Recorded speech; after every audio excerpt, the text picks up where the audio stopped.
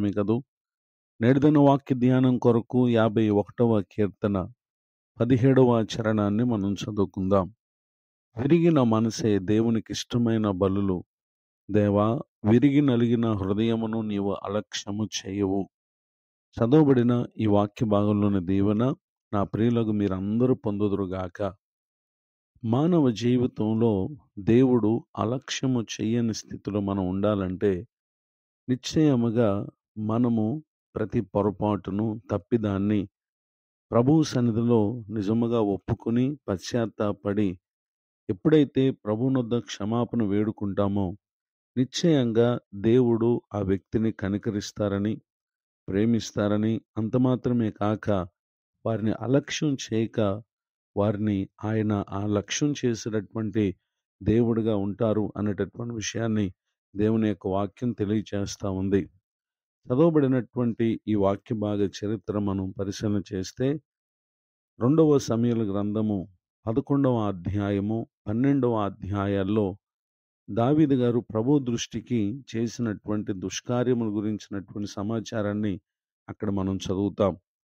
అయితే ఆ దుష్కార్యం గురించి ప్రభువారు నాతాను అనేటటువంటి దైవజనుని పంపగా ఆ సంగతి ఏంటో గుర్తించినటువంటి దావీదు గారు 2వ సమూయేలు గ్రంథం 12వ అధ్యాయము 13వ వచనంలో రాయబడినటువంటి వాక్యంలో నేను పాపము చేసితనని దావీదు నాతానుతో అనుటను ఇక్కడ మనం గమనించగలం.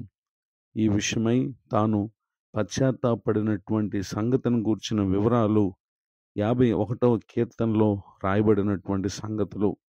51వ కీర్తన మొదటి చరణానికి పైన ఉన్నటువంటి వాక్యంలో దావీదు బత్షెబ యొద్దకు వెళ్ళిన తర్వాత నాతానును ప్రవక్త అతని యొద్దకు వచ్చినప్పుడు అతడు రచించిన కీర్తన అని మనం ఇక్కడ చూస్తూ ఉన్నాం. ఈ కీర్తనలో అతడు పడినటువంటి పశ్చాత్తాపాన్ని మనం గమనించగలం. ఈ మాటలు వింటున్నటువంటి నా ప్రియ సహోదరి సహోదరులు, పొరపాటు అది ఏదైనప్పటికీ, తప్పిదము ఏదైనప్పటికీ మనము ప్రభువునొద్దకు వచ్చి మనము నిజముగా పశ్చాత్తాపడితే ఆయన అలక్ష్యం చేయక మనను క్షమించేటటువంటి దేవుడిగా ఉంటారు అనేటటువంటి విషయాన్ని ఇక్కడ మనం గమనించగలం.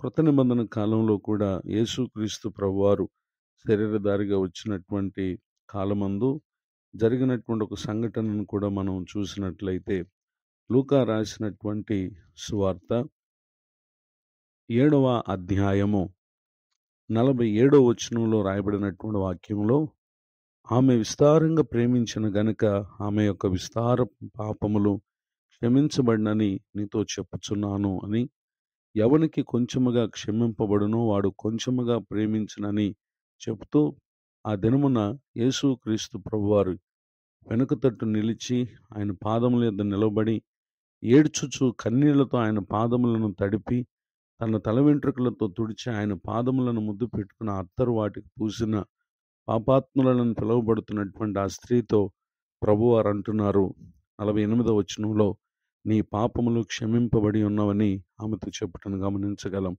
50వ వచనంలో యేసు ప్రభువారు అంటున్నారు, నీ విశ్వాసము నిన్ను రక్షించను, సమాధానము గలదానవి వెళ్ళుమని ఆ స్త్రీతో చెప్పుటను మనం గమనించగలం.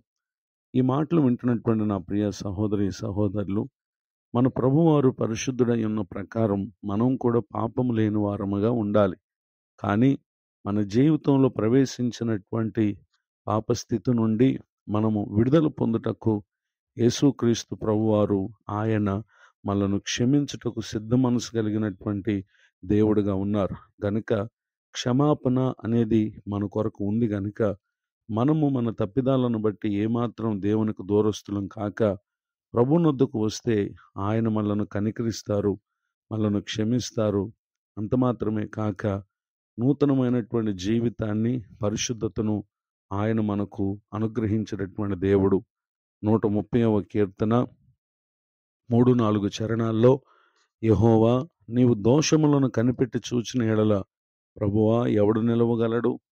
అయినను జనులు నీయందు భయభక్తులు నిలుపునట్లు నీ యొద్ద క్షమాపణ దొరుకును. ఈ మాటలు వింటున్నటువంటి నా ప్రియ సహోదరి సహోదరులు, ప్రభువునొద్ద మనకు క్షమాపణ దొరకటానికి కారణం ఏంటంటే తిరిగి దేవుని పట్ల భయభక్తులు చూపుటకు అది మనకు ప్రభు ఇచ్చినటువంటి గొప్ప అవకాశం గనుక దీనిని సద్వినియోగం చేసుకుని నిత్య జీవానికి వారసులమగుటకు ప్రతి ఒక్కరు కూడా రక్షించబడి మారుమనసు పొందినప్పటికీ ఏ ఏ విషయాల్లో వాక్యానికి అవిధేయులైపోతున్నారో వాటన్నిటినీ ప్రభునొద్ద పరిశీలన చేసుకుని నిజముగా పశ్చాత్తాపడితే మరలా ఆ పాపమునకు మనం ఎంతమాత్రం అవకాశం ఇవ్వం. పైపైన మనం క్షమించమని దేవుని వేడుకుంటే తిరిగి మరలా అదే పాపంలో పడిపోవటానికి అవకాశం ఉంటుంది కనుక నిజముగా పశ్చాత్తాపడండి. ఆ పశ్చాత్తాపడినటువంటి ఆ స్థితియే మనము దేవుడు లక్ష్య పెట్టుటకు కారణమైనటువంటి స్థానంలో ఉంటాం. నిశ్చయంగా మరలా అట్టి స్థితికి వెళ్లకుండా పరిశుద్ధాత్మ దేవునితో సహవాసం అది ఎల్లప్పుడూ మనలను ముందుకు నడిపించేదిగా ఉంటుంది. ఇటు గొప్ప దీవెనలకు నా ప్రియులకు మీరు పాత్రలు కావాలని కోరుతూ ఈ మాటలు ముగిస్తున్నాను. ప్రార్థన. కృపగలిగిన మా తండ్రి, మీకు వందనాలు. నేడు విన్నటువంటి ఈ మాటల ద్వారా మీరు మమ్మల్ని ఎంతగా ప్రేమించి నిశ్చయముగా మా యందు లక్ష్యముంచేటటువంటి దేవుడు ఉన్నందుకు స్తోత్రాలు. కృంగిన వారిని, దుఃఖితులను, వేదనలో ఉన్న వారిని జ్ఞాపకం చేసుకునండి. దైవజనులను, వారి కుటుంబాన్ని, సేవా పరిచయను దీవించండి. మరొక నూతన సంవత్సర దయాకిరీటాన్ని దినం పొందినటువంటి మా ప్రియులను మీరు ఆశీర్వదించండి. నేటి దిన దీవెనలు సమస్త విషయాలు అనుగ్రహించి మేలు కలుగు చేయమని యేసుక్రీస్తు నామములో బ్రతిమాలి ప్రార్థిస్తున్నాం తండ్రి. ఆమేన్. తండ్రి, కుమార, పరిశుద్ధాత్మ దేవుడితో నడిపించునుగాక. ఆమేన్. నేడు